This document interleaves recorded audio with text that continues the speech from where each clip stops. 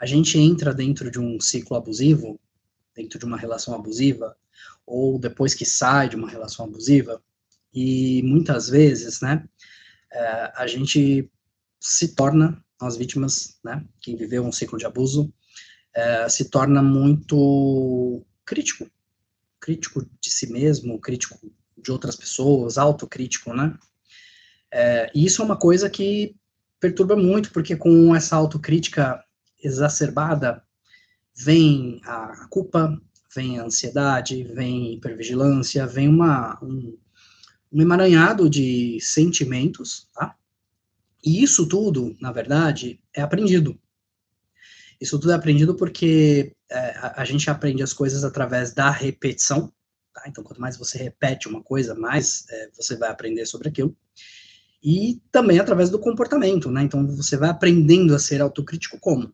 Através dos comportamentos e das dinâmicas que vão acontecendo dentro da relação abusiva, que são sempre, né, repetitivos e erráticos e dramáticos, né? Então, através dessas repetições, a gente vai aprendendo a ser mais autocrítico, a se cobrar mais, a se culpar, e isso vira uma dinâmica constante dentro do nosso eu, né?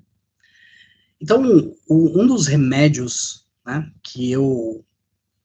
remédio entre aspas, né, que eu receitaria sempre aí para diminuir essa sensação de autocrítica, né, de culpa dentro de uma relação abusiva, né, tenha vivido ela ou esteja dentro dela, é sempre a questão da autocompaixão, né?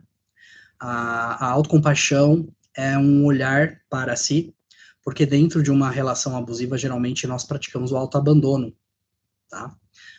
Nós abrimos mão, né, de ser quem somos por conta dos comportamentos abusivos, das manipulações, do gaslighting, né, das confusões que são geradas dentro da relação, e praticamos esse autoabandono. A autocompaixão é uma ponte de reencontro consigo mesmo, aonde você vai praticar a autobondade, você vai ser autocompassivo consigo mesmo, você vai entender a sua humanidade, você vai entender que somos passíveis de erro como qualquer ser humano, você vai entender que você viveu dentro de uma relação abusiva, né? E você não tinha culpa. Você não tem culpa que o outro indivíduo, que a outra pessoa, né, ela possui transtorno de personalidade. Você não tem culpa que ela é abusiva. Você não tem culpa que ela viveu, às vezes, uma infância abusiva e que agora ela tem comportamentos disfuncionais, né? A autocompaixão é a autobondade consigo mesmo, e às vezes essa autobondade, ela é uma autobondade correta, ela chega a ser não rígida, mas dura, em nome do seu bem-estar, né? A autocompaixão é um olhar para si mesmo, é uma capacidade que você tem de olhar para si e entender as suas necessidades como ser humano, entender as suas limitações, perdoar-se, entender que às vezes você precisa fazer movimentos em direção ao futuro que de alguma forma te beneficiem, mesmo que sejam movimentos duros, né? Como, por exemplo, terminar uma relação com um abusador, dizer um não definitivo para uma pessoa que está praticando gaslight, ou está te prejudicando, ou está te manipulando, né? Dizer para você mesmo, né, o quanto que essa relação te faz mal, dizer para você mesmo o quanto que você precisa se curar, e negar, né, a você a tentação, às vezes, de voltar e reviver esse passado, e reviver uma relação abusiva, tá? Então, a autocompaixão é justamente, né, o fato de você se querer bem, entender que você precisa fazer coisas para o seu próprio bem, mesmo que às vezes você não sinta vontade de fazer, ou mesmo que às vezes você não queira fazer isso nesse momento.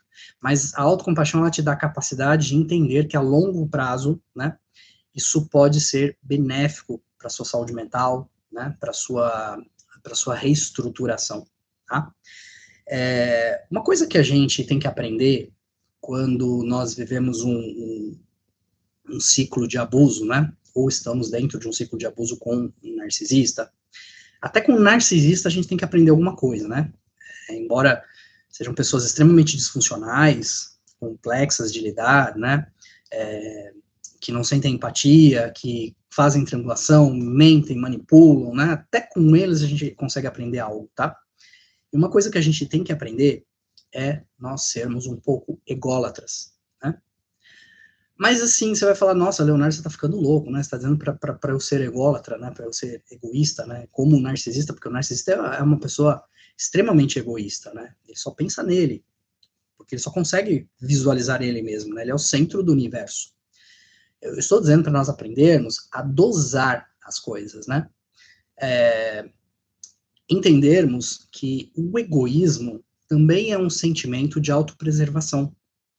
Agora, tudo na vida, tá? Tem que ter equilíbrio. Eu tô dizendo para que se você for egoísta, você tem que ser egoísta com equilíbrio. O que é você ser egoísta com equilíbrio? É você entender que às vezes você precisa se preservar. Às vezes você precisa cuidar de si.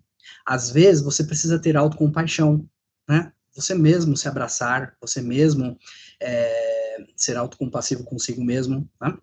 Ao ponto de você fazer movimentos na sua vida para a sua melhora, para a sua evolução. E entender que muitas vezes alguns momentos da sua vida dizem respeito a você, né? Não estou falando de você ser ególatra, egoísta, ao ponto de você prejudicar outras pessoas, né? Ser frio, mesquinho, com outras pessoas, porque aí você já entra num desequilíbrio, né? Então, eu estou falando do egoísmo com equilíbrio.